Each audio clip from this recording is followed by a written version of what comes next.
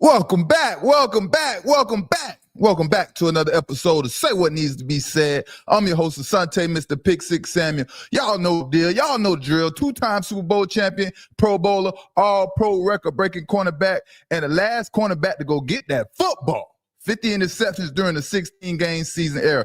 Man, it was an exciting week of football, man. We got a lot to discuss, a lot to talk about. Hey, Twitter, if you won't hear from Twitter and X, man, let's talk about Bo Nix. You know I have to talk about Bo Nix and let y'all know what I believe and what I think and what I see in Bo Nix, man. He did his thing tonight, man. I can't lie. I cannot take that away from. But at first, we have to talk about the Eagles. We'll talk about the Eagles. We'll talk about the Chiefs versus the Broncos. We will talk about the Bills versus the Buccaneers. But forget all that, man. Let me bring on my co-host for the night, 2-3 Drees, and it's time to get the show cranking. You know what I mean? The Philadelphia Eagles look like they got a clear path to the Super Bowl, and they look like they are the most physical team out right now. The Philadelphia Eagles can't be stopped. Don't let me start to get preaching, baby. You may say it doesn't look good because Jalen Hurts doesn't look like he is throwing the prettiest passes and completing the most passes of all the quarterbacks. But you know what about the Philadelphia Eagles and Jalen Hurts and Saquon Barkley? They know how to win. They have a formula, baby. They play physical football.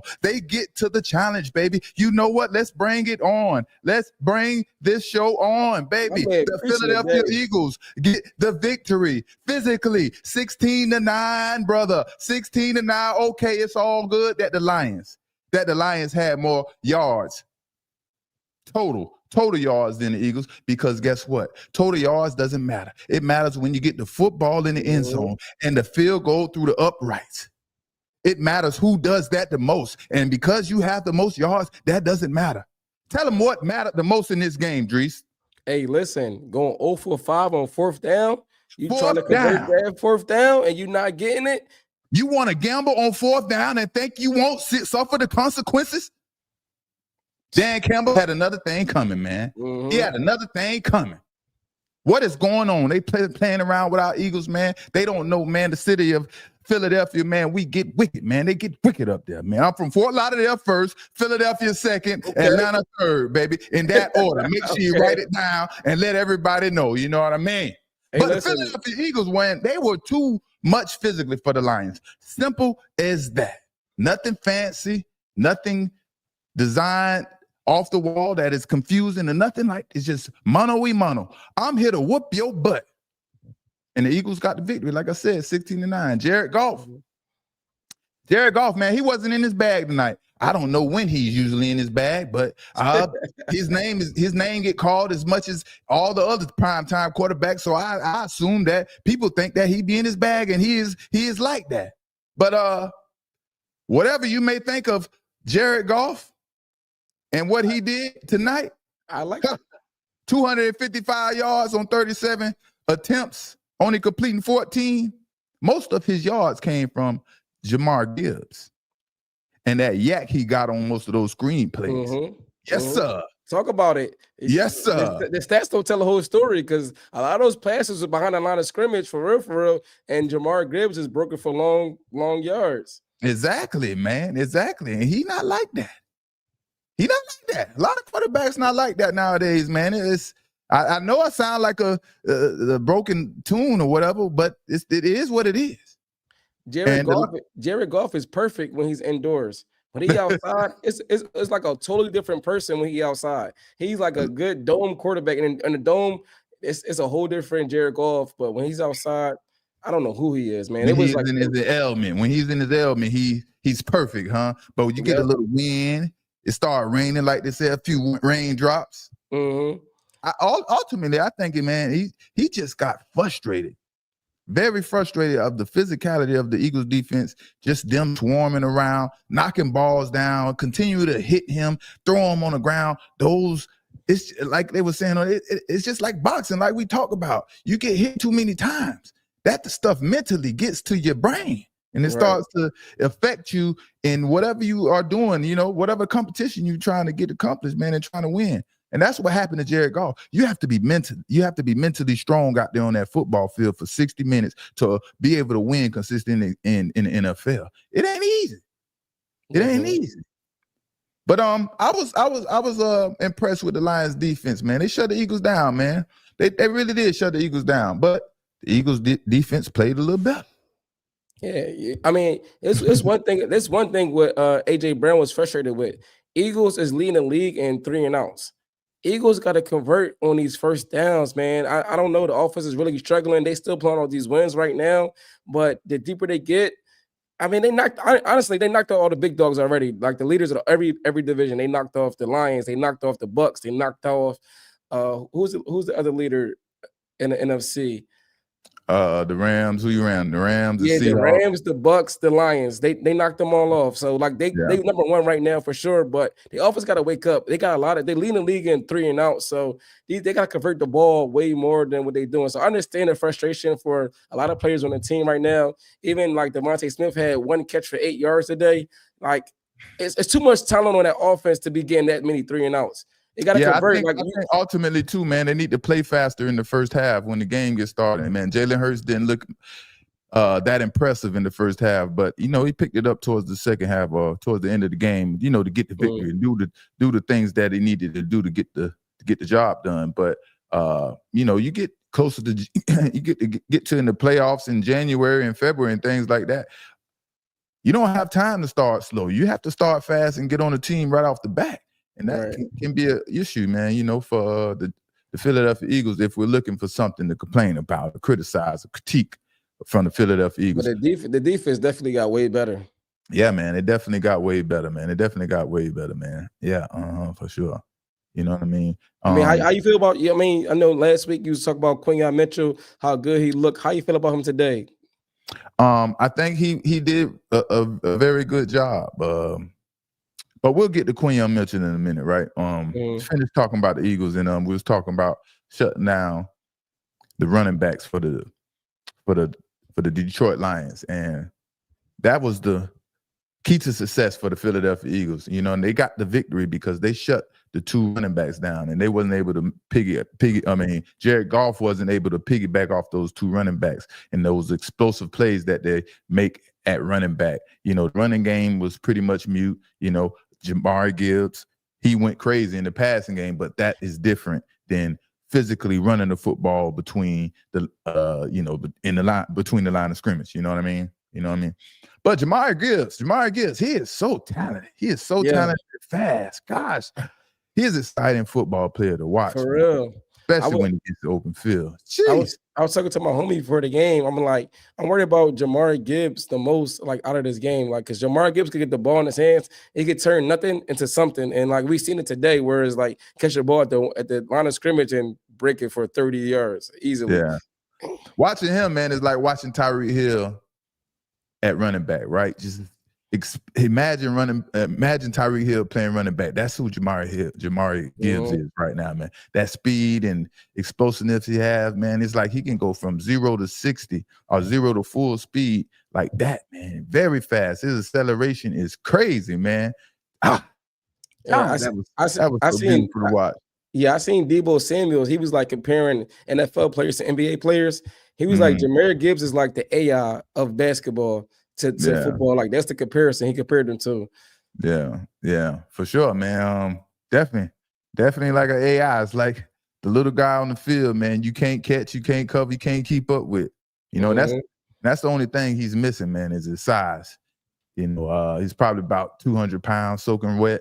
Running backs need to be at least 220 in the NFL, and that's the only thing that is a negative towards him. But other than that, they try to run it to him on 4th down.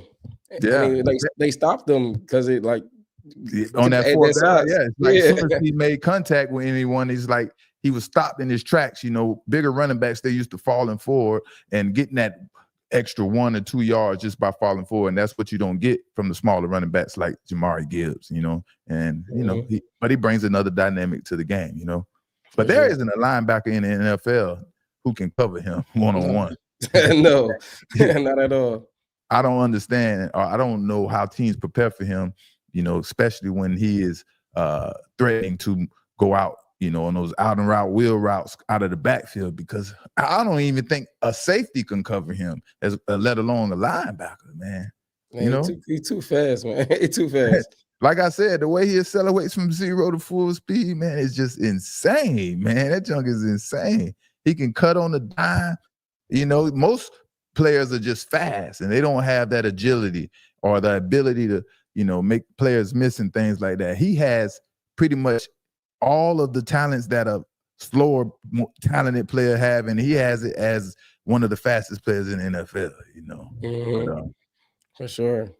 But I can't lie, man. The Eagles know how to win, man. That's what it boils down to. The Eagles know how to win. But, it is what it is. They aren't as dominant on either side of the football as they were a year ago. That's just the truth. That's just the truth. But they still know how to win, Okay, I see in the comments right now they got the black and yellow with the 22, black and yellow 22, black and yellow 22. We know what that means. Yellow Pittsburgh, yes sir. Do throwing them up. You know what I mean? But one thing when you're playing against the Eagles and makes it so frustrating, it's like I don't have to worry about any design trick plays. Worry about the Eagles trying to fool me on offense or defense. They're just lining up right in front of you, mano y mano, to dominate the other team. Funny. That's what's so crazy about it. That's what makes it frustrating. Yeah, when I was watching the Patriots game on Thursday Night Football, and I was like watching their plays, I'm like, I was kind of jealous of watching the Patriots plays, the way they was designing to get people open and stuff like that. Like they had Stephon Diggs like line up in the backfield, running them out. They like everybody collapsing down on Stephon Diggs. He doing it, Henderson in the back in the end zone wide open because everybody. I'm like, I'm kind of jealous of the Patriots play design. Like everybody, the way they design their game, people open. They have a different formula of winning, man. They need to do those type of things, whereas the Eagles are just talented and they have those dogs on offense and defense. You gotta figure out how to win with your team, what you got, and keep it moving. But AJ Brown, man, we talk about AJ Brown and why he's frustrated on third down because of third downs and things like that. The offense needs to get going and probably pick it up a little bit, right? But he shouldn't have anything to say or complain about tonight's game. He was targeted, I think, at least 12 times this game. And, man, that's a lot of targets for one receiver. I think he had 7 or 8 receptions, so it was pretty cool. You know what I mean? He didn't make any too many big plays. I don't think I remember seeing any, but I don't think he got anything to complain about. They definitely was trying to get the football to him, But I don't understand it. I don't know if you caught this, Drees. You know what I mean? Why are the Eagles trying to get cute on short yardage, giving the football to the running back instead of running the tush push? That's why they do that. I did the same thing. Why? What was the point of that? I know exactly what you're talking about. Sirianni understand and knows that he better run the tush push every chance he gets because this is the last year of him ever running that play. What talking about? They try to do like a little quick handoff to Saquon and he got stuffed in the back. I'm like, yo, man, just get the first down. Then turn around in the fourth quarter when the game was on the line in situational football, then try to run the tush push. Then it gets finally stopped. Out of 1 out of 20 chances, it finally gets stopped. You know what I mean? Yeah. It's crazy, man. It's crazy. I think it was just, let's try something different, man. We ran the tush push 50 times consecutively, I think he was trying to prove a point like, we don't have to do that to get the first down. Do it. Yeah. You're probably right. You're probably exactly right about that, man. But we were talking about Quinyon Mitchell, man, and I talked about Quinyon Mitchell last week. He did a hell of a job, man. He week in and week out, Quinyon Mitchell. One thing, I need to make a confession, man. I just found out I was asleep. I can't lie to y'all. I was asleep, man. I don't know what was going on. About who? I'm just realizing that Quinyon Mitchell is a Florida boy. Nah. Okay, now it's making sense. Now that was making sense. Quinyon Mitchell is from, I think it's Milston or something, however you pronounce it, somewhere in Florida.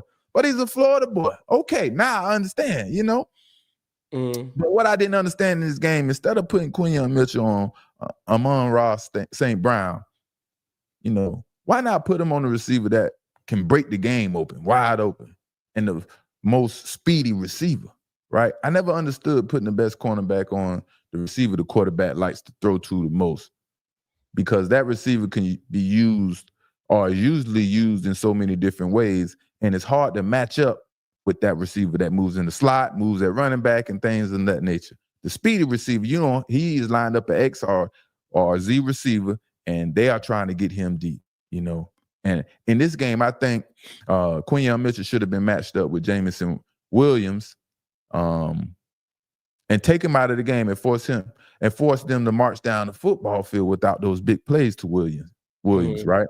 And I think eventually they made the switch in the second half, but I always wonder why not put the best corner on the most explosive starting receiver and take him out the game from the beginning of the game. Williams, he had a big game and he had a couple big plays in the first half, and he could have eliminated that. So I don't know. It's all good. It's all good, man. But I think Quinyon Mitchell continues to play solid, continues to do his job at a very high level, man. But you know me, I want to see some plays. I want to see some turnovers eventually. I want to, For sure. But he'll eventually get his hands on the football. I seen like Lions kind of had like a game plan to go at Adoree Jackson on certain plays. I don't know if you like noticed that, like on all like third downs, they would like break the huddle fast and like line them up with Adoree Jackson, try to throw it right at Adoree Jackson like quick, like don't let me get snapped or nothing like that. They did it a few times. I was like, oh, I mean, that could be one or two things, man. That could be quick tempo football, man, just trying to get the football out. But at the same time, man, Adoree Jackson, man, he was on. He did way better job than he's been doing all season, honestly. Yeah, man. He was in damn if you do, damn if you don't. If you put him on Amon-Ra St. Brown, he's in trouble. You put him on Jameson Williams, he's in trouble, man. So damn if you do, damn if you don't, man. But that's just one of the areas that the Eagles need to work on or try to fill that spot, coming in the offseason and see, let's see how it goes. Could have got Asante Samuel Jr., man, but guess they wasn't ready to take those chances yet, man. Yeah. But hey, coming up next, Bo Nix and the Denver Broncos, baby. Bo Nix and the Denver Broncos. Yeah, they beat Kansas City Chiefs in an impressive victory, 22-19. Clap it up, everybody. Clap it up for Bo Nix. Clap it up for Bo Nix, man. Clap it up for Bo Nix. Bo Nix is trying to make believers out of me, you, and whoever else don't believe, or who didn't believe, however you want to put it, you know what I mean? And with the last-minute field goal, Bo Nix made some nice throws to put his team in position to win. Kansas City Chiefs, 311 total yards on offense. Hey, but Denver Broncos, 234. What did we talk about? It doesn't matter. It doesn't matter who has the most yards. It matters who scores the most points, who kicks the most field goals at the end of the day. And third down wasn't a big deal in this game. They was pretty much even on third down. Fourth down, Kansas City, they gambled one time. Broncos didn't gamble at all. Bo Nix, baby. Bo Nix did his thing tonight. 295 yards, completing 24 passes out of 37 attempts. Man, he was 64. Let's just say 65% completing his pass. Found him a new receiver, Troy Franklin. Sorry about that. 4 receptions for 84 yards. Them boys is connected tonight, man. Listen, Bo Nix we know Bo Nix like to run. He only had 8 rushing yards a day, so he didn't even use his legs a day. He did it all with his arm. Yeah, all with his arm. That's what I'm saying, man. I was proud of Bo Nix tonight and what he did, man. He led his team down, made some nice throws to get that last-minute field goal and get the victory. That's what you want to see in your quarterback. That's how you become an elite quarterback, not because you throw for all these yards and it looks good in the game and things like that. What do you do in the second half to win the game? And that's what Bo Nix did. He stepped up. He stepped up big time, And from what I see, Patrick Mahomes' magical powers are slowly dwindling away. I don't know if it's because of age and, just the part of him playing for a long time. But Patrick Mahomes, man, he isn't the Patrick Mahomes we used to seeing. He just turned 30. He ain't that old. I mean, you could be 30 and really be 38 in football years. You understand? Patrick Mahomes, he threw, let's see. Patrick Mahomes, man, he threw for 276 yards, passing on 45 attempts. 45 passing attempts. and only completing 29 of those pass attempts, 1 touchdown and 1 interception, completing about 65% of his passes. And I don't know if those 3 rushing touchdowns, but yeah. That was Patrick Mahomes, man. He didn't get in the victory, you know? I mean, listen, that was one step closer to not making the playoffs, 5-5. Hey, Bo Nix rised up to the occasion, man. That's what it is, man. Hey, Bo Nix rised up. He rose, baby. He rose to the occasion, and he got the job done, and he beat the doggone Kansas City Chiefs. And when you can say you can beat Patrick Mahomes convincingly like he did, hey, man, Bo Nix, man, you did your thing. I gave him your flowers, man. But like you said, man, he didn't throw or run any touchdowns, but he threw for almost 300 yards. And he made the most important throws of the game to get the win. Now, listen to me closely. I'm listening. If Bo Nix can continue to play like this, or like he did today, the Super Bowl might have to go through Denver. Through Denver? Yeah, might have to go through Denver. But the Chargers the same division. You said the Chargers before. I understand, man. If he continues to play like he did today, Super Bowl might have to go through Denver. I'm not saying he's gonna continue to play like that. That's the big difference. Today was a big step forward. He really played like lights out, against a real good team. You know what I mean? And then Bo Nix didn't have his usual running game that the offense used to have and producing like we talking about. With J.K. Dobbins down, somebody needed to step up in place of J.K. Dobbins, and Bo Nix picked up the slack. No one else. I mean, him and Troy Franklin, but it was about those two picked up the slack. But this is just one game. One game. He will need to continue to play like this, like he did. If y'all think the Broncos can do it, if he can get to that bowl, he's going to need to do this a couple more times, a few more times. This is for me personally, I need to see Bo Nix play like this 3 more games to make me a believer. Bo Nix need to play like this 3 more games, and then I say, okay, Bo Nix, you like that? I'll take my tweet down. I'll take my tweet down. You gotta lay that up. You gotta lay that up. I confess to everybody in Broncos Nation about Bo Nix. I know that will make everybody happy. Today was pretty convincing, man. I can't lie, but I just need to see a little more. He had some pretty good games this season, but today was pretty impressive. And it's about that time of the season when you want to see your quarterback playing his best football, heading into that January. And to me, I want to know to y'all and to you, Drees, does Bo Nix look playoff ready? Does Bo Nix look playoff ready? Whoever's listening to this in the chat, on Twitter, X, may y'all make a comment. Let me know, does Bo Nix look playoff ready? Yes, he definitely playoff ready. But the thing was with me is they won 8 games straight. It's hard to keep that streak going. You played on the team that had a long ass winning streak. It's hard to keep on winning and winning and winning and winning and winning.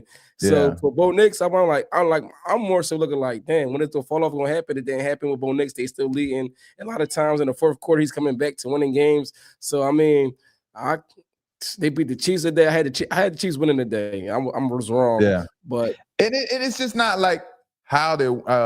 It's about how they're winning, right? Like I said, today or tonight, Bo Nix had a lot to do with them winning. Most of the other games, the defense is stepping up, right, and doing most of the work to win those games.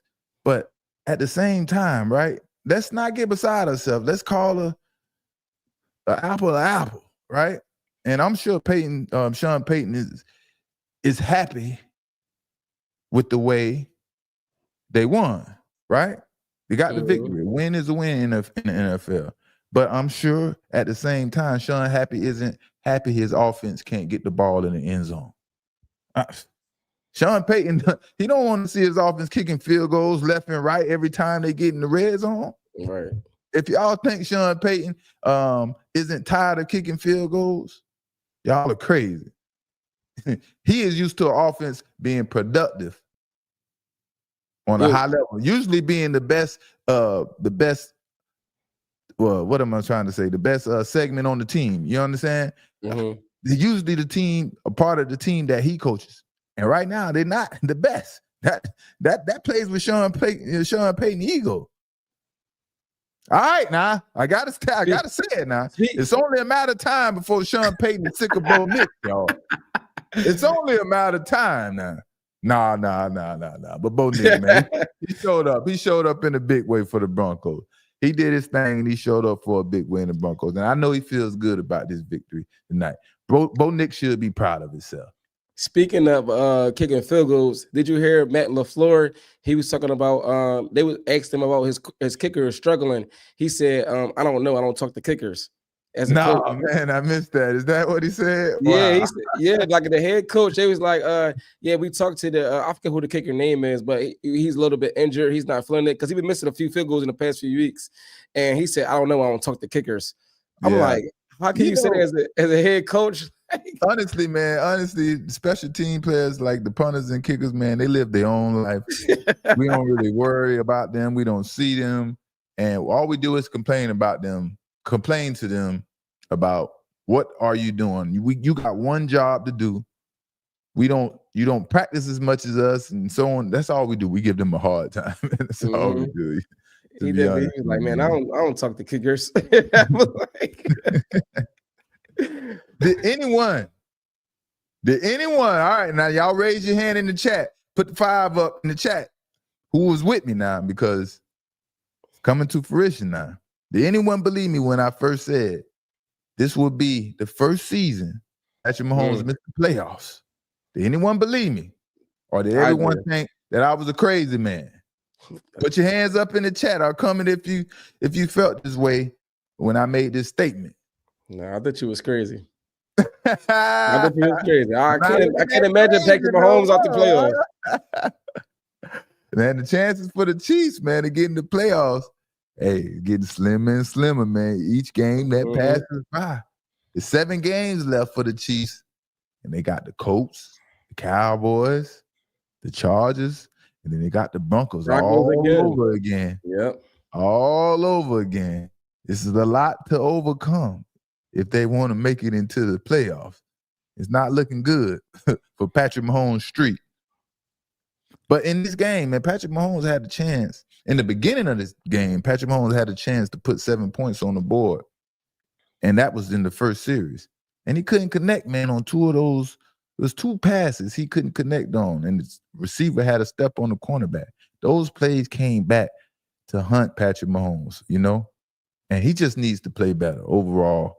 And he started playing better, a lot better. You know, he started off shaky during the beginning of the season, got better. And then, you know, he's not putting off the plays to win and get the victory at the end of the day.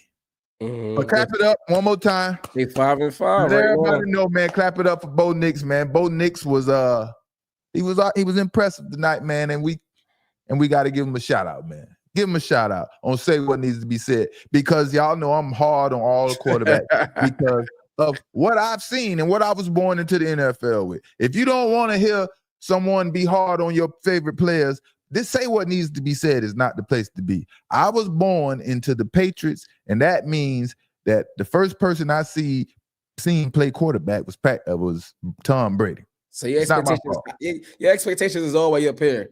My expectations, it may seem crazy to y'all, but that's all I see. That's all I know. Right? And it's not crazy to me, you know. But man, we have to talk about the Buffalo Bills and the craziness they have going on with one of their offensive players, man. Buffalo Bills, man, got a lot of issues, man. And yeah, we need to talk about it. We have to talk about it. I want to talk about it. And yeah, the Bills and Josh Allen beat the Buccaneers. They beat the Buccaneers 44-32, right? Baker Mayfield, man, that hot streak is starting to cool down. He isn't looking as hot as he did in the beginning of the season. Hot and cold. He is cold right now. He's one of those streaky type quarterbacks that are talked about. And he's mainly the most streaky of them all. I got him and then I got Matthew Stafford as the streaky quarterbacks, right? And it shouldn't be hard to have a good game against the Buffalo Bills defense. They aren't good at all. They're last in league in pretty much every category. And Baker Mayfield, he couldn't put together a good game good enough to beat the Buffalo Bills, even though they got Josh Allen. I think it was more so Josh Allen. Josh Allen it was all Josh Allen. He had 6 touchdowns a day. It was all Josh Allen. It was all Josh Allen. 317 yards passing off of 19 completions. You know what I mean? 3 touchdowns passing, and a couple of more rushing. Yeah, 3 rushing as well. He went crazy. You know what I mean? 6 touchdowns total. He did his thing. He did absolutely awesome tonight, right? But Josh Allen, better known as Superman, he continues to try to unleash his superpower to get his team to victory. That's what it boils down to. How long can he keep up with this? It almost didn't work today, right? Mm-hmm. And like you said, he didn't get much help at all. It was looking good for Josh Allen on the first possession. You know, it wasn't looking good for Josh Allen on that first possession, right? Either take the sack or for a safety and give up 2 points or try to get rid of the football. And of course, Josh Allen instincts kicked in because someone was unblocked about to sack him, and he tried to get rid of the football, and that led into an interception. And it was starting to look ugly. But again, Baker Mayfield couldn't answer. He couldn't answer.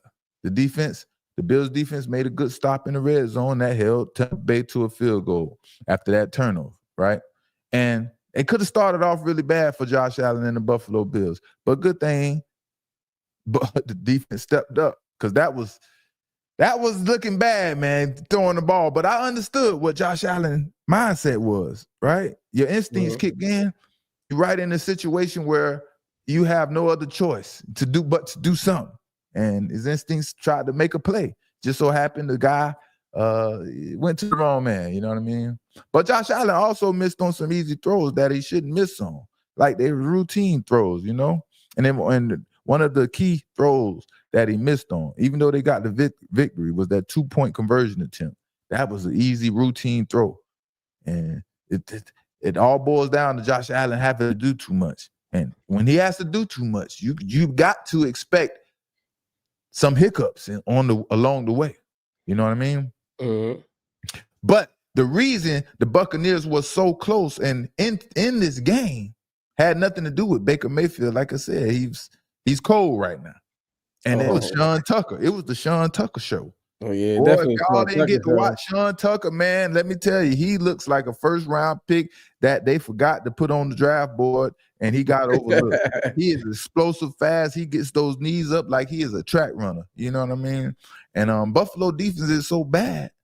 Sean Tucker is making a name for himself after having a career day against the Buffalo Bills defense. Remember, this is the same defense that let the Dolphins put up 31 points on them and 175 yards rushing from Devon Achane a couple of games ago. So it lets you know how terrible the Buffalo Bills defense is.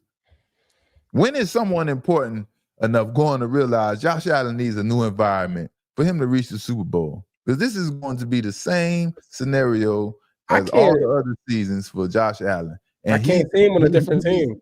Huh? I can't see him on a different team.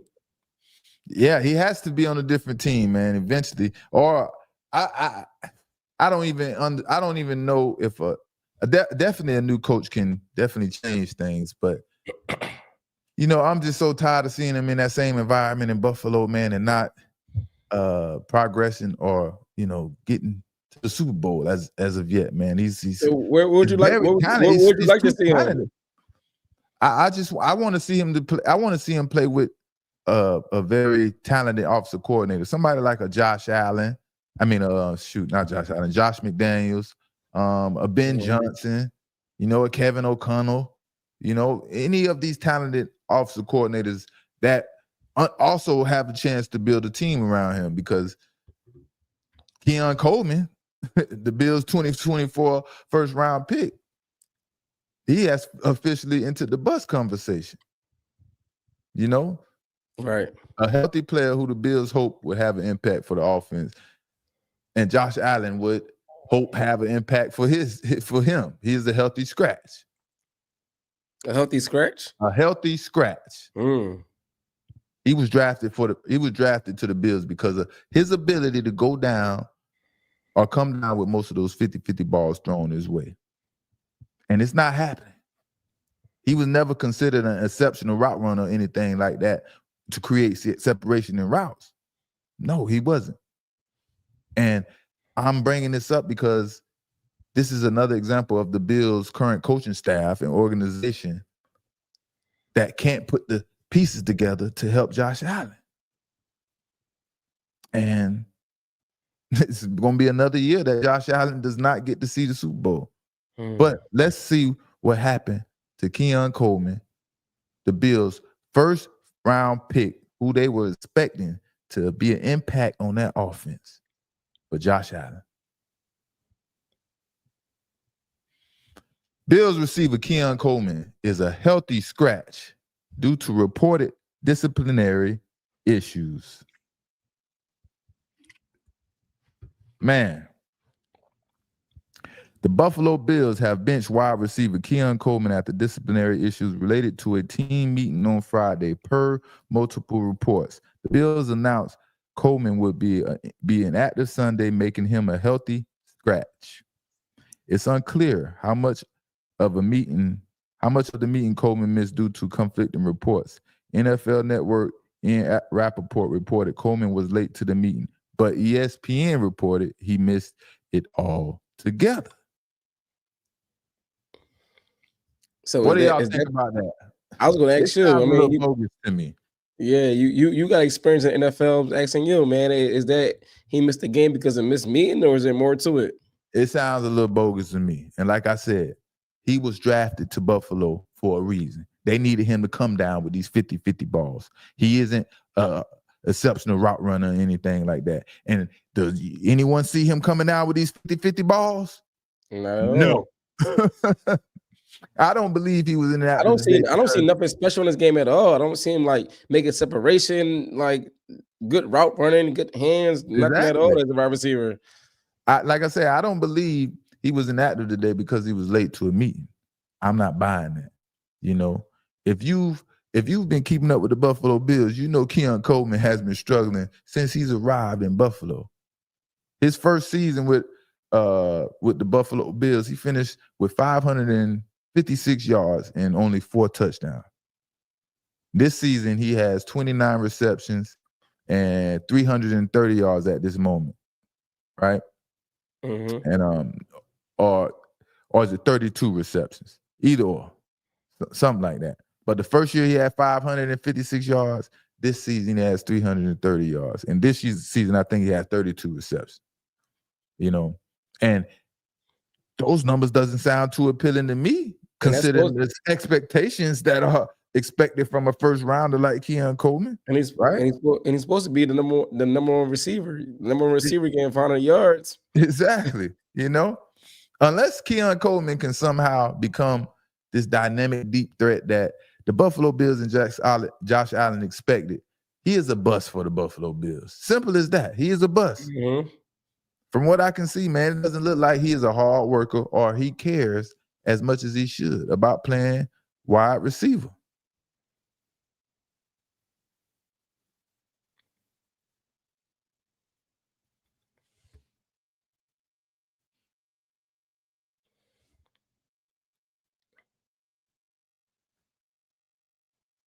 Keon Coleman before the game, y'all.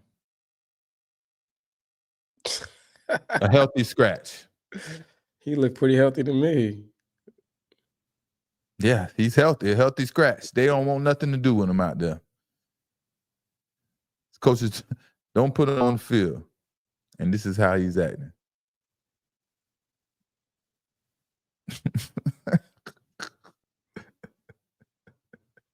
I know the coach is watching him, man, like, man, what did we get ourselves into? Man, that had to be infuriating to the coaches watching him after being a healthy scratch. Act like that on the sideline. Like, we are trying to disciplinary. We are trying to send a message to you, and you clearly are not getting the message. Like, the message went right over your head. How are we supposed to move forward with you? He doesn't take anything serious. This is a player that is far from maturity or maturing. He is as immature as they come as young NFL players. And no one wants to play with an immature player that doesn't produce worth a damn or show up in games at all. And now, Keon Coleman had to speak up about him being inactive. And let's see what he had to say.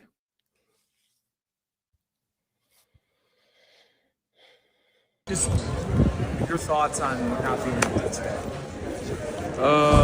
Just got to be better. Was there something that happened that led to this? I mean, pretty sure everybody already know that, so I'm gonna leave that where it's at. But just got to be better. Focus on next week. Second time this year, Keon. Is there a lesson that needs to be learned that you're not learning at this point? Is that what it is? What you mean? This is the second time that something like this has happened to you this year. Is there a message not being received? Maybe a better way to answer. No, I wouldn't say that. So why is this the second time this year? Again, I mean, mistakes happen, things happen, but again, got to be better. How would you describe your conversations with Sean McDermott? I mean, exactly how you would imagine. Disappointing. I got to be better. How do you get better? Doing what I'm supposed to do, doing the right things, being what I'm supposed to be. When did you find out you weren't going to be active today? I mean, I knew that. You can't make those type of mistakes. You're a professional, so. Yeah, there were two different reports out there. One that you were late to the meeting and one that you missed the meeting. Can you give any clarification on that? I mean, late, missing, same difference. You're not where you're supposed to be, but I was late. Did they give you any indication about Thursday night and how you're possibly playing 4 days from now? Nah, I mean, we just finished the game. We'll focus on next week when we get there. How difficult is it to stand and watch your teammates go out and play? I mean, I wouldn't say it's difficult. It's disappointing. But, I mean, when you understand what resulted, like what happened to make that happen, then you get it. So you just got to be proud of your teammates and root for them. How do you approach moving forward from this? You said what happened? How do you approach moving forward from this? Same thing. To get prepared for the next game. You got to build trust with Josh. Do you think you feel like you let him down by not being able to, not being out there with him today? Yeah, I mean, I know that's probably disappointing, of course. But you have to, ask him for that, for sure answer. You know what I'm saying? Now, I'm not the best judge in character, but does it seem like this guy take anything serious? Like, does he seem like he's genuinely sorry or upset in the predicament he put himself in? Like, he ready to get back out there and make a difference or make amends for his teammates. Does anyone see that? Am I tripping? Not at all. Not at all, right? He has the same attitude no matter what is going on. Like, okay, whatever. It is what it is. Like, I missed the game. All right, let me go out here and have fun and hang out with my teammates and do the TikTok dances that's trendy, Mm-hmm. And I've been a part of teams with players that are mature like Keon Coleman. And let me tell you, players like him are not received well at all. So basically, I'm saying Josh Allen doesn't have anyone to throw the goddamn football to. Yeah. And the Buffalo Bills wasted a first-round pick on Keon Coleman. Yeah. Not only did they waste a first-round pick, they drafted someone who is totally out of it and don't even realize that he doesn't care. He doesn't realize he doesn't care. He messing up his opportunity in the NFL, honestly. Like, he won't realize until there's no more opportunities. That's usually when it click in for people. You know what I mean? When it's too late. And right now it needs to be clicking in right now that his opportunity is about to be gone right before his eyes. And he still ain't seeing it. He's like, I just got to do the right thing, so nonchalant. Right. It's crazy. Like and I didn't know it's not the first time either. So like he's like, it ain't the first time. Like he's admitting that like it ain't the first time. So like yeah. Like it's so bad that the Buffalo Bills are signing wide receivers off the streets and playing them immediately after just signing them. when these players didn't have no plans in the beginning of the season to be with this team or plans to be on this offense. That's how bad it is. You think you laying down Josh Allen for not being available? I don't know. You got to ask him. It's crazy, bro. Like, it's like no remorse, no accountability. It's like he doesn't even care about making his teammates feel confident in him again, you know? And if football was a contest to see who had the funniest players, then yeah, Keon Coleman would be the guy. He would be the number one guy, number one draft pick. But playing football is not about being funny and not about joking and having a great time. It's about doing your job and showing your brother that you have his back and you can be held accountable. That's what football is about. And he is far, far removed from any of the reality of football, man. Lucky he ain't playing with these old school players that I came in. I think the old school football players, the last of the old school football players were leaving when I came in NFL. I don't think it's no more old school football. But who knows what the new era players call the old school players now, you know? Ain't no telling. Ain't no freaking telling, man. It might just be me, man. But yeah, how we doing out there, chat, man? Shout out to JT. Shout out to Joanna. B. Williams, man. Shout out to Louisiana, man. Y'all let me know where y'all chiming in from, man. Y'all talk to us. Y'all know we talk back, man. Y'all know it was the exciting weekend of football. And guess what, man? Who played and who showed up? Who finally got in the game? Man, we'll get into that next, man. We will get into that next. Who finally got in the game? Who finally got in the game? And also, man, he had something to say. And we have to read between the lines to understand what is going on, man. But the Baltimore Ravens get the victory over the Cleveland Browns, 23-16. Yeah. 23-16. And after a disappointing first half by Dylan Gabriel, Shedeur Sanders showed up in the second half.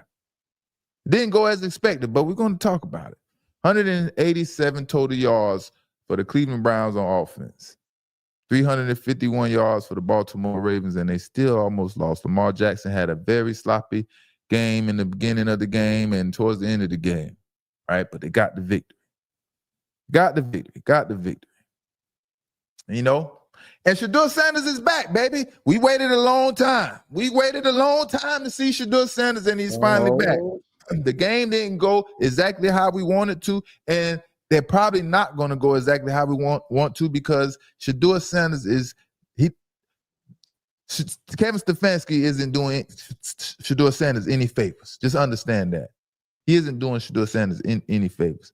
But what I liked from the game, from watching Shedeur Sanders, man, he stepped right in like he had experience, right? Like he was experienced to be back there playing quarterback. Right? He had experience from the pressure point of view. Right? His stats won't show that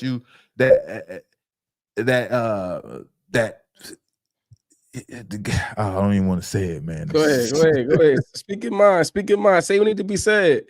It's like, man, you know, his stats, man, they won't show that, you know, that he had poise and confidence, and he came into this game that, like, okay, I don't even care what happens, man. I'm ready to show the world what I can do, right? Stats won't show that, man. You know, his back is against the wall, right? But he showed that he is ready for any moment that he is thrown into. That's what I saw from Shedeur Sanders, right?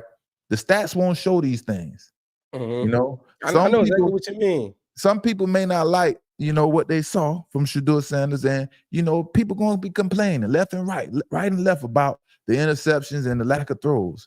But I like this confidence, and he wasn't afraid to push the football down the field to give his playmakers a chance to make a play, right? And the Bulls were starting to get out. They were starting to get louder in the stadium while Dylan Gabriel was in the game. And the only reason I think Kevin Stefanski played Shedeur Sanders it's because he felt the pressure to make a change at quarterback, and I could see it in his body language because those boos were starting to get loud. And they was about to say, we want Shedeur. But you know what I mean? And y'all remember, man, my prediction was by week 10, Shedeur would take over. Well, ladies and gentlemen, I was off by a week. I predicted week 10, and so Shedeur for the rest of the season now. Week 11. You know what I mean? And I'm getting kind of good at this professional talking shit, you know, shit talking. I'm getting pretty good at this professional shit talking shit. You know what I mean? I like what I'm doing. Yeah. So week 11, he's taking over, but I don't know if the games are over yet. Do y'all think the game's over, chat? Is Shedeur taking over for good for Dylan Gabriel? That's what I was asking you right now. Like, you think he can be like the starter for the remainder of the season, or is it like what's going on? I don't know, man. He's still giving Kevin Stefanski an excuse. You know, there is no excuses, but you know, at this situation, he's giving Kevin Stefanski excuses. You know, and at the end of the day, Shedeur has to fix his bad habits in a hurry. You know, because we know he isn't going to be afforded the same opportunities as Dylan Gabriel, right? So he has to make the best of his opportunities as soon as they are presented, like now. And also, Shedeur has to understand that the pass rush is nothing like he's experienced before in college or Jackson State in Colorado. This is a different type of pass rush, and they are coming fast. And he adjusted. He showed his ability, his athletic ability a lot. And I was impressed by his athletic ability, escaping some of that pressure and taking off with using his legs. I didn't know he could run like that. But he has to understand, man, this pass rush is relentless, man, in the NFL. And in the NFL, playing quarterback it's about how fast you get the football out your hand. So those are things he has to adjust to. And also he has to make sure he has good ball security, right? I think the first sack, the ball came, popped out, and then, he didn't deal with that no more. But that is something that is on his track record and things like that, Like I said, we ain't making no excuses, but it seems like Kevin Stefanski and staff running every play possible when Dylan Gabriel was in the game to protect him from that awful offensive lineman and Dylan Gabriel's lack of ability to play quarterback. And when Shedeur came in the game, it was like they started off passing the football right off the rip. It wasn't even like let Shedeur get warmed up or run some run plays and open up the pass for Shedeur. It's like, all right, let's see what you can do. Open them up, Tony Reese, and put the pass plays in the design that we have for him. It didn't look all the way fair, but like I said, we ain't gonna make excuses. We ain't gonna make no excuses. Yeah. They got the Browns got Raiders coming up. That could be a good game. And then also they got I would love to see them against the Titans versus Ken Ward, #1 pick, versus Shedeur Sanders and the Browns. That would be great. That'd be a good game right there. But if Kevin Stefanski isn't done, if he's done with the games and stop playing with Shedeur, whoever running the offense can design schemes to Shedeur's strength now.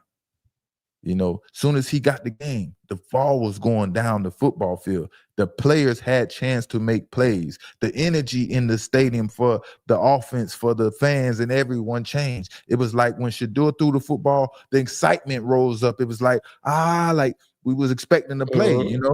You know what I mean? And also with Shedeur in the game, you'd be able to get the offensive line to protect better. So Shedeur can get the ball down the football field because the offensive line are used to run blocking and blocking on rolling out plays and bootlegs and things like that. Now they can have a quarterback that they are proud to protect for because they feel like that he is going to get the job done. They have the confidence in their quarterback to get the job done. I'm sure they didn't have this before. They couldn't have. So it's definitely going to be different energy. It's just... Yeah. It's Kevin Stefanski and whoever else is behind this mess. Are they done with playing the games with Shedeur Sanders?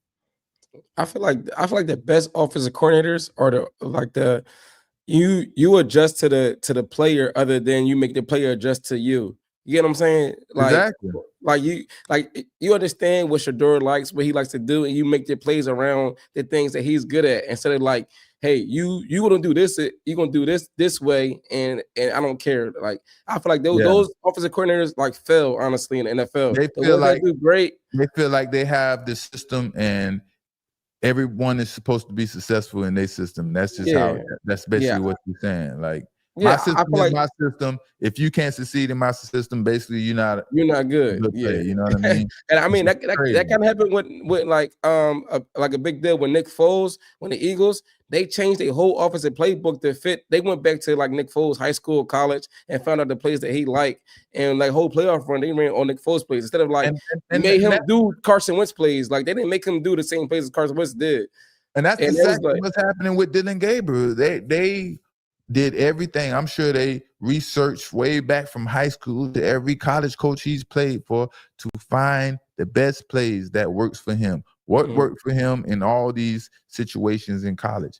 Because Dylan Gabriel has a lot of handicaps, man. It's just plain and simple. You know what I mean? Yeah. And what Shedeur at quarterback, Cleveland Browns, you just simply have more options on offense now. You know, the defense, whoever the Cleveland Browns is playing, that defense has to respect the football going deep without it being a trick play or something trickery, you know? Yeah. When Shedeur get a chance to get a full week of practice as a starting quarterback, trust me, he will play better. And he understands exactly what is going on. Shedeur, about those extra periods, you mentioned the hungry dog periods, just as opportunities to get extra reps and everything. How much did you feel like those extra reps have at least helped prepare you for when you were out there finally, if at all? You see that little smirk? Understand the let me rewind that back. I want y'all to pay attention to that little smirk. Did you feel like those extra reps have at least helped prepare you for when you were out there finally? See that?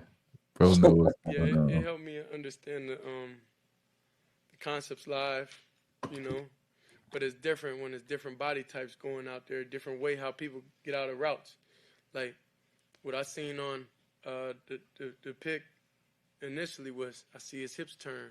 So I'm like, okay, we're gonna be able to get out there. But at the same time, like playing quarterback is extremely hard. So it's like I like knowing every detail about my receivers. I like knowing the small things, what they're good at, what they're not good at. It's like so many details that talk to us, helps brother. me play confident with those guys. And I know, you know, we at the bottom right now. This performance, everything, it will never be like this. But you know, I'm dedicated to being able to get those opportunities with those guys have a relationship. Have a relationship. Know? I got a relationship with all the hungry dogs, though. Pay attention. We like clockwork out there, but got a relationship with who? You heard that? Relationship. Mm-hmm. You know. Y'all listen I got up. a relationship with all the hungry dogs, though. Got a relationship with all the hungry dogs out there, but that means something. You just gotta see everything a little bit. He's trying to talk to us. Like them come out, roust them, do all different type of stuff. So. He trying to talk to us, man. Did you see that smirk? That little smirk he gave in the beginning, like when he was about to answer the question. Mm-hmm. He gave a little smirk, and that little smirk, he really wants to tell us what's really going on. If you listen closely and comprehend what he is saying, he is telling us they are putting him in the worst situations to try for him to be successful. He's being put in the worst situations to overcome and try to be successful. And at the same time, now the critics can now see that Shedeur Sanders made the right decision when he asked the Ravens not to draft him because he didn't want to spend his career as a backup behind Lamar Jackson. Now he has his shot. You know, good Lord provided the opportunity. Now he just got to seize the moment. There will continue to be issues because we know through the agent tree that Dylan Gabriel agent represents all these coaches and all these coaches coach Dylan Gabriel, and it goes on and on and on, man. So there is a connection for Dylan Gabriel that, you know, is making Dylan Gabriel, I don't know, in demand for some reason by the Cleveland Browns. You know what I mean? Mm-hmm. And like I said, I know Kevin Stefanski, man, is going to make an excuse for taking Dylan Gabriel out of the game to protect him from getting that he has been bench tagged. Because if he wasn't benching Dylan Gabriel after how often he looked in the first half, and we really would have heard boos loud and proud, boy. But like I said, man, hopefully this is a sign Stefanski is moving on from Dylan Gabriel, and Shedeur Sanders is up, right? This is his turn, you know. I don't think the game's over with the quarterback situation, but you got to hope, man. We got to have hope. And we want to see Shedeur. I swear, man, if people that just want to hate and don't like Shedeur, they're going to talk about the game and, you know, the little mistake, but how he pushed the football down the field, how he threw the football to 84. They're not going to understand what he even said. He was like, man, I don't have no, like, chemistry with these people. I never practiced with them for real. It's like going out there picking 5 random people and throwing the ball. Like you understand, exactly. you're on the same page for real. So like a lot of people are not going to understand that that part of the football. They understand like, oh, he was 1 for like 5 for whatever his stats was, and like look at that, and not understanding where he was put in a bad position at the time. Give him some time to practice with them people. Like I said, man. Comprehend what he's saying. He's trying his best not to stir up no controversy, not to go viral because of something he said and everyone take it the wrong way. He's telling you, like, I'm not getting the opportunity to take these reps with these players. I'm getting out here game time without building this camaraderie, without understanding where each player likes to run their routes, where they're going to be in certain coverages, so on and so forth. He is very intelligent, right? This man is bright, man. He wants to know everything about every part of the game, and he doesn't have that ability to. Y'all had me running Raven plays all week, and then put me in the game talking about running Brown plays with the hungry guys. You heard him. He said, "I know everything about the hungry guys, but the hungry guys don't come out here on game day and play with me." Yeah, that's an issue. You know what I mean? He was out there running Raven plays all week. I could tell you what I could do. He could do Lamar Jackson plays, but he could do Dylan Gabriel plays because he been practicing that all week. How much? Y'all talk to me, chat too. Y'all answer too, man. How much do y'all think Lamar Jackson can't stand Myles Garrett? Whew. Myles Garrett. What quarterback can stand Myles Garrett? Huh? That's all quarterbacks. Now, Lamar Jackson have to face him 2 times a year, and every time he sees him, he getting sacked about 4 or 5 times. Today, I think he got him about 5 times. You know what I mean? It's like every time Lamar Jackson looked up, Myles Garrett was right there in his face. It's like he couldn't get nothing done. You know what I mean? Lamar, man, I what was I gonna say? Let me think about it. Lamar Jackson, tired of Myles Garrett. Oh yeah, Myles Garrett. Yeah, Myles Garrett. Yeah, Myles Garrett, man. Let me tell you, Michael Parsons. Myles Garrett is everything Michael Parsons want to be, and we're gonna talk about Michael Parsons too, man. We're gonna get into him in a few segments, but Myles Garrett is a beast. He's fast. He's strong. He's a beast. He's a freak of nature. You can't escape him. You know what I mean? He can control you with leverage at the line of scrimmage.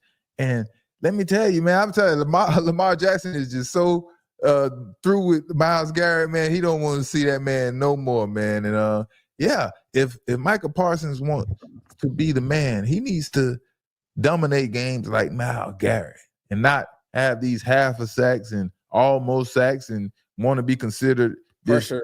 You know, all these pressures and want to be considered this awesome doggone defense end. You know what I mean? But the Baltimore Ravens, man, they have a lot of issues they need to fix if they want to, if they want their season to prolong and not end early. You know what I mean? They have a lot of issues, right, on offense and defense. And Lamar, starting with the GOAT, man, himself, Lamar Jackson, definitely. He needs to play better, man, and he got to find a way to get the ball to Xavier Flowers. That's what they're not doing on offense. You know, they're running the offense. They're getting the job done.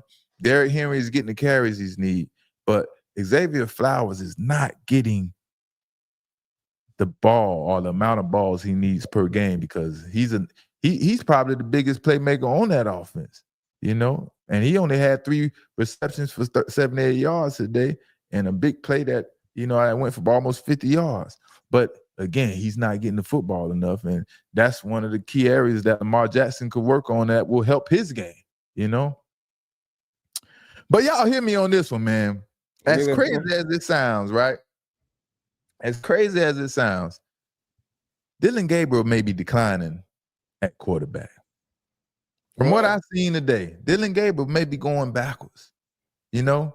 Because when he first became the starter, he could at least make the easy check down throws and throws when he rolls out, you know, when the distance is shortened. You know, that's the purpose of rolling out a lot of times, to shorten up the distance to make a easier pass. Now he is missing those easy throws when it's a short distance. He doesn't put balls in places to give his receivers a chance to catch the football, you know? If I'm a DB, all DBs that are defending his throws, it's like an easy pass breakup for the defender because the accuracy is so bad, and it's like he's damn near throwing the football to the defender. And that's what happened today on a couple of goal line stops, you know, by Baltimore. And Kevin Stefanski, man, knew his time was up, man, getting away with this Dillon Gabriel foolishness. But this could be a Band-Aid to stop the noise and calm it down and bring Dillon Gabriel back. Because once again, you know, Dillon Gabriel popped up all of a sudden with a concussion that we had no clue about, and he didn't walk back out from the locker room. And then Shedeur probably was surprised as everybody else. It's like, oh, I'm about to play. He probably got 5 passes on the sideline to warm up his arm before he got in the game. That's how much of a notice they want Shedeur Sanders to have, man. You know what I mean? But when Dillon Gabriel is in the football game, y'all know what the play call is in the huddle. I bet $20 nobody could get what the play call is in the huddle. Count down from 10 seconds. Go ahead, Dries. Y'all count down. I mean, y'all give me what Dillon Gabriel play call is in the huddle. Count down for me, Dries. I'm going to see if anybody in the chat can. 10 from 10 from 10. Oh, from 10? 10. Yeah. 9. What is the play call in the huddle when Dillon Gabriel is at quarterback? 5. Can anybody guess for the $20? 3. Nobody can even guess a play 2, call. 1. Oh, man. Let me give you the play call, man. This is how bad Dillon Gabriel is at quarterback. When Dillon Gabriel is at quarterback, he gets his huddle together, get everybody in the circle, and here goes the play. All right, everybody listen. This is where we going. Don't score. Don't score a touchdown. Don't score a touchdown. On 3. Ready, break. Like Don't score a touchdown. That's what the call has to be, man, when Dillon Gabriel's in the game. No one is confident Dillon Gabriel is going to throw a touchdown, you know? Even when he's in the red zone, no one is threatened, feared, or anything. It's like same thing with Dillon Gabriel. Field goal after field goal after field goal. Looking bad in the red zone, bad. Just, you know, for every 7, I'll bring it down some. For every 5 passes, he throw 1 good pass. For every 5 passes. If that's okay in the NFL, then maybe he's okay then, you know? And I was about to be fed up, you know, with this game being played, with the games being played with Shedeur Sanders intentionally. Like, you know, why would you draft someone just not to play them? You know, there's enough evidence that Shedeur Sanders needs to play. And the current quarterback situation isn't only impactful to the team, but Dillon Gabriel is hurting the skill player productions on offense, and it's killing their season, man. And it's time for something new, man. Any receivers for the Cleveland Browns, man, that have high hopes of having a career year or even, you know, a year prosperity and anything like that. You know what I mean? Their confidence is shot, and the production is just down and bad. You know, and shit. If y'all ain't heard, man, the ticket sales are down to $6 for the Cleveland Browns, and I guess got down on. That's why you got to push Shedeur in. That's why it's cool with that. You know what I mean? But who y'all think, man, made Kevin Stefanski pull the trigger and put Shedeur Sanders in the game? Because someone had to make him pull the trigger, and it wasn't just the booze. You see, Kevin Stefanski, he doesn't call the plays anymore and thing. He just sit there on the sideline, and he had the reason. $6 tickets. $6 tickets. You smart. You said the reason right there. $6 tickets. Boy. You smart, boy. One thing about you, boy. You smart, boy. Hey, man. You got that right. The $6 tickets, man. Make a change. Put Shedeur in the game. Even if you don't start him the following week, at least we can trick the fans to making y'all think that he's going to be there the following week. So start Shedeur Sanders and watch some ticket sales go up. For sure. You know what I mean? But yeah, man, Kevin Stefanski, man. You know. But yeah, man, he got in the game, man. He gave the offense a little spark. You know, if y'all watching the energy and not just the stats. Yes, he threw an interception. It was awful. You know what I mean? And I honestly thought that interception he threw, he wasn't trying to throw it to that guy. He was trying to throw it to the guy in front of him, but he was trying to throw it deep. So, you know, that was one of those rookie moments like, man, what were you doing? You know? And but that's why he needs those reps to play and learn, you know, what the first string players like to do and things like that, man. Exactly. But we'll see. We'll see, man. We'll see, chat. We'll see. How we doing out there, man? Let's get into this. The New York Giants versus the Green Bay Packers. And here, man, the Green Bay Packers barely beat Jameis Winston. That is the funny part about this, man. Jameis Winston again. That's why I told you. Jameis Winston get the job done. Don't sleep on Jameis Winston, man. Jameis Winston, first start, man. He outplayed Russell Wilson. Russell Wilson, man. And Jameis Winston, man, he was doing just fine all game. He was looking like he was about to have an epic comeback in his first start in a while. And then that miscommunication he had with that receiver that led to an interception at the end of the game. That kind of ruined it for Jameis Winston. But he had an awesome game, you know what I mean? And he didn't throw a lot of interceptions, or he didn't take a ton of sacks like he did in the past, surprisingly. And he put his team in position to win, but, you know, failed at the end of the game, you know? Mm-hmm. And one thing about it for Russell Wilson can never come back from this, boy. It looked bad. You let both quarterbacks beat you out, have more success in that offense than him, it's over for Russell Wilson. Russell Wilson needs to hang it up. And now Micah Parsons. Woo! How long did y'all think it would be before Micah Parsons start being a chatty patty again? Micah Parsons is back. He is talking again. And I knew it was only a matter of time before we would hear Micah Parsons come to his own defense with a bunch of excuses of why this is happening and why he isn't doing this. You know, when a team trades 2 first rounders and makes a player the highest paid player on the defense in the National Football League, Micah Parsons has to understand the expectations are high, super high. Either you step up to the challenge and make people have good things to say about you being a productive player, or you hear what a waste of time Green Bay did trading for you, giving up those 2 first-round picks. It's either or, Micah Parsons. Of course, bro.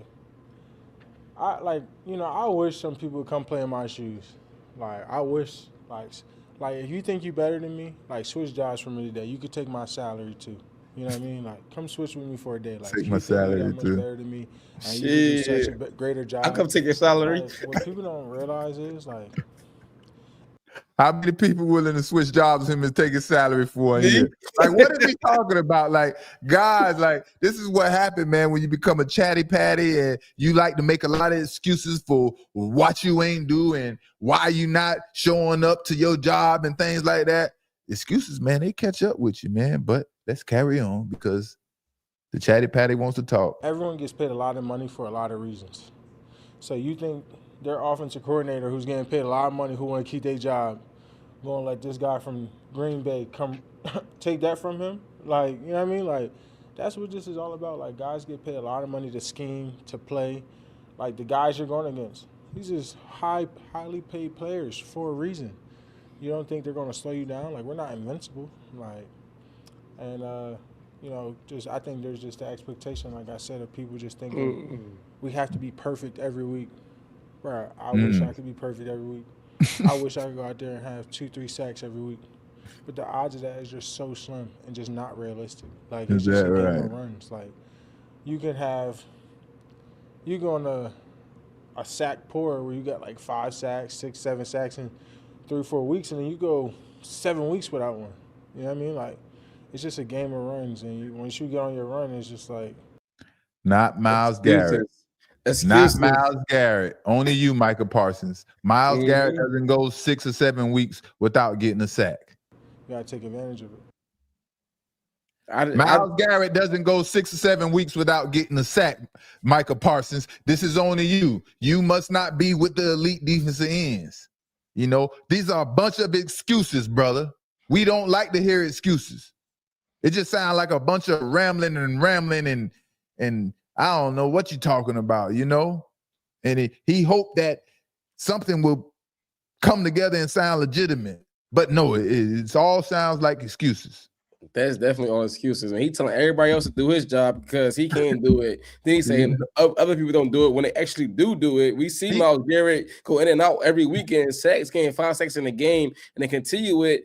And he's saying, oh, it's impossible to do. No, you're making excuses right now. He is asking 60-something-year-old Colin Cowherd to come out there and do his job and switch jobs with him.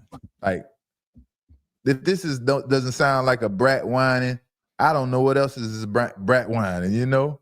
But at the end of the day, man, Micah Parsons is a special kind of athlete. He is. But that doesn't necessarily translate into a productive player. You know, it's not a secret if Micah Parsons isn't pass rushing, he is basically mute on defense.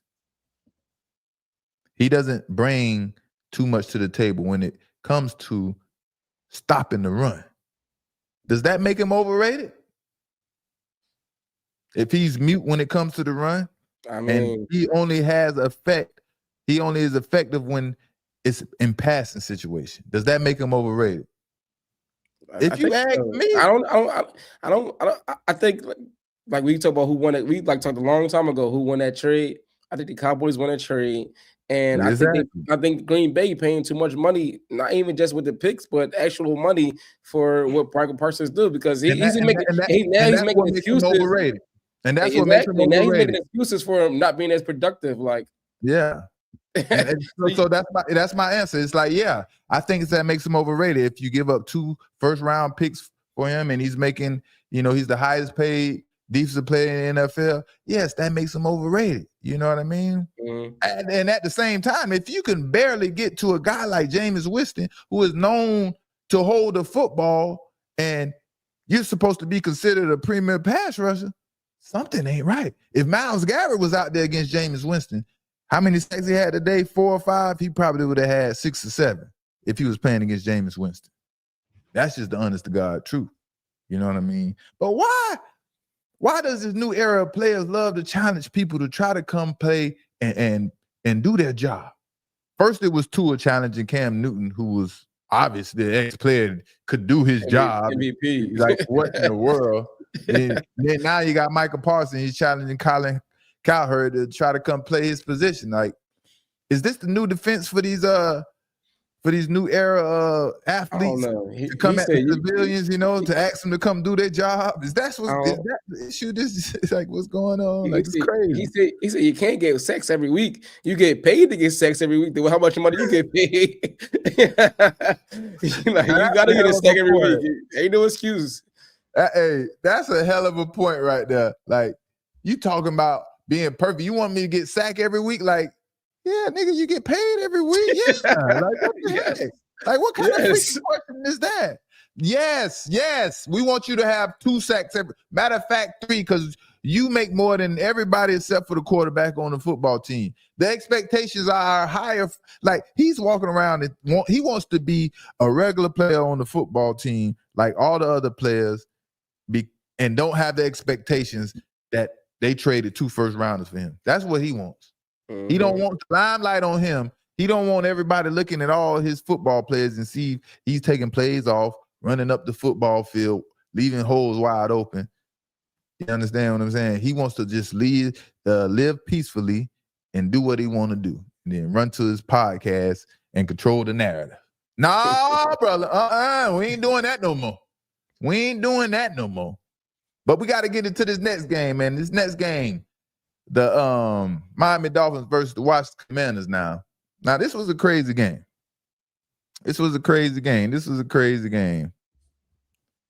Washington Commanders versus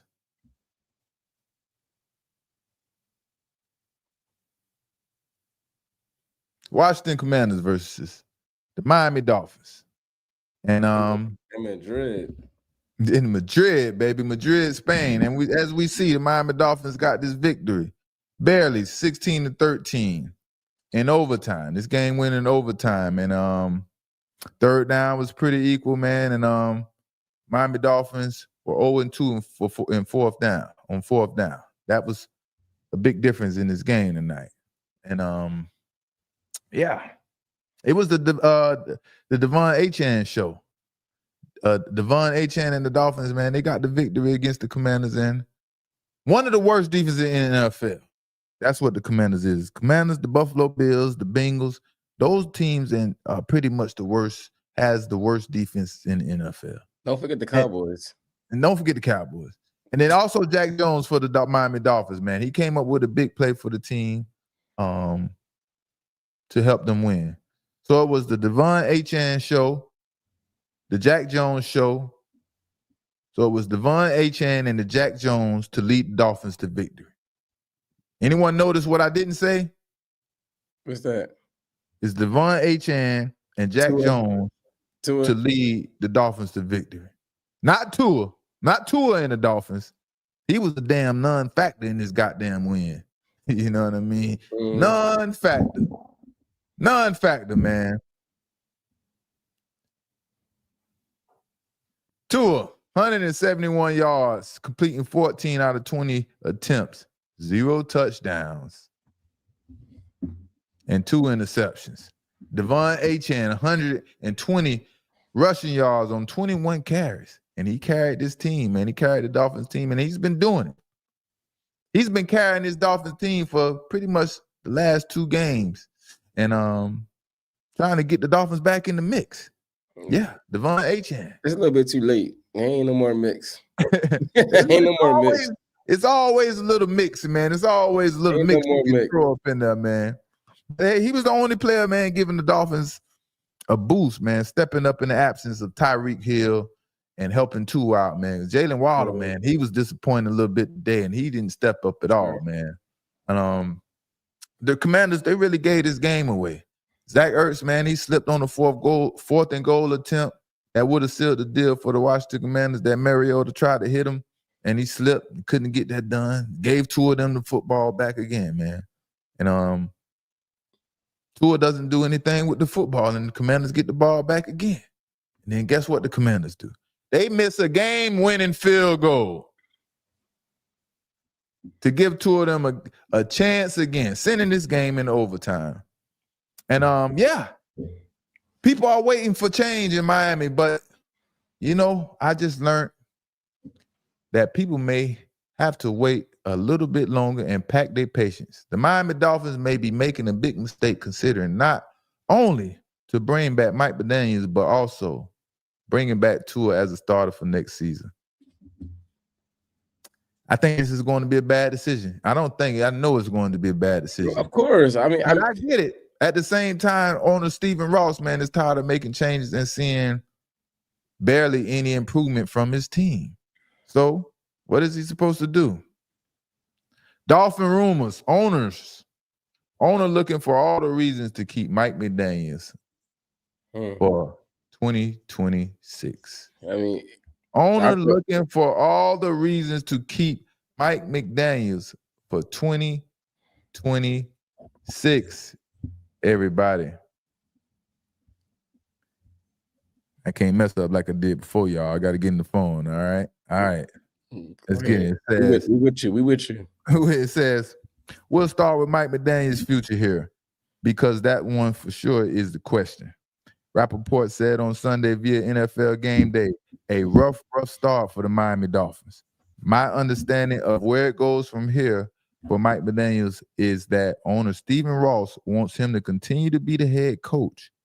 Ross has supported him, has invested in him, believes in him, if at all possible, would like Mike McDaniels to continue. And then Rappaport continues. That's going to be decided by how the players respond to the field. Rappaport continued. Is this locker room still behind Mike McDaniels? They got a good result last week beating the Bills pretty badly. If that continues, sure it's possible Mike McDaniels could stay for next season. And if the Miami Dolphins would have lost this game, man, ain't no way in the world that Stephen Ross could have had any excuses of bringing Mike McDaniels back. They were supposed to lose. It was every which way possible. Like I just mentioned, they missed the fourth down.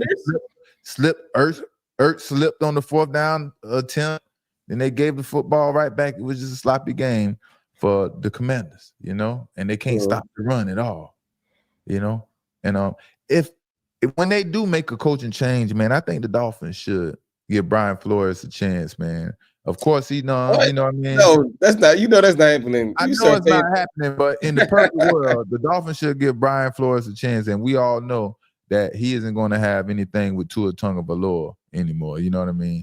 And he'll find his own. But you say it's not a chance, but at the same time, you know who's in the same situation as Brian Flores, who will probably get an opportunity? Who's that? John Gruden. I mean, Brian Flores. No, Brian Flores. You said to the same team as Brian Flores, but he was saying Brian Flores go back to the same team that he got fired from. Well, think about it. The person John Gruden might get hired by somebody else. Think about it. The person he got into it with the most is no longer there. That was Chris Greer. Chris Greer was the one who didn't want Brian Flores there because Brian Flores didn't want Tua Tagovailoa, and everybody was in cahoots to try to figure out how to make Tua successful, but you can't make nobody successful. And that's what they found out. So you don't think with Chris Greer gone that Brian Flores can come back?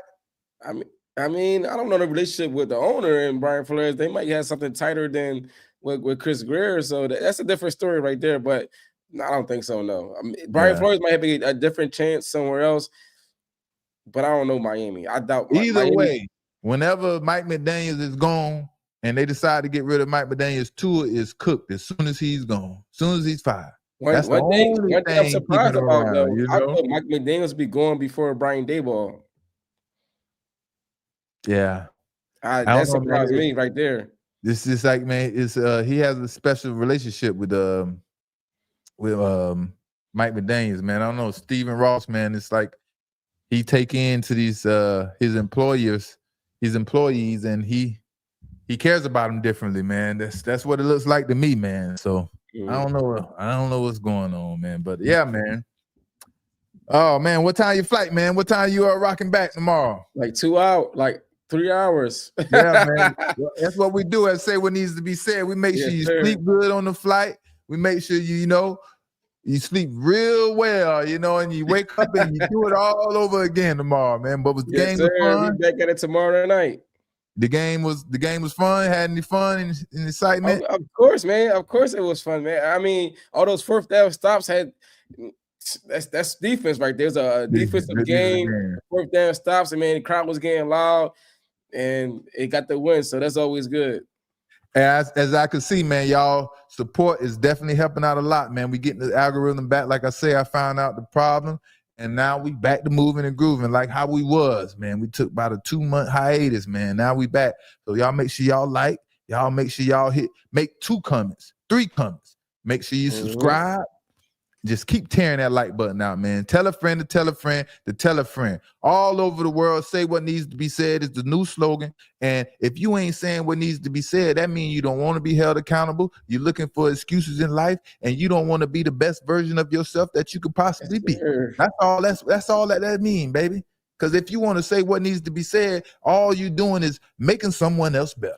That's what it is at the end of the day. So we're going to let 2-3 Drees rock out, get them about 2 hours of sleep tonight. It's that, you know what I mean? And we're going to see y'all tomorrow. I'm your boy, Asante, Mr. Pick Six Samuel. It's your boy, 2-3 Drees. And we rocked out with y'all tonight to 1:25 in the morning, hour and 30 minutes, man. Y'all got to salute us, show us some love. Y'all got to come, man. Y'all got to do something special, man. And we're going to see y'all next time, man. We are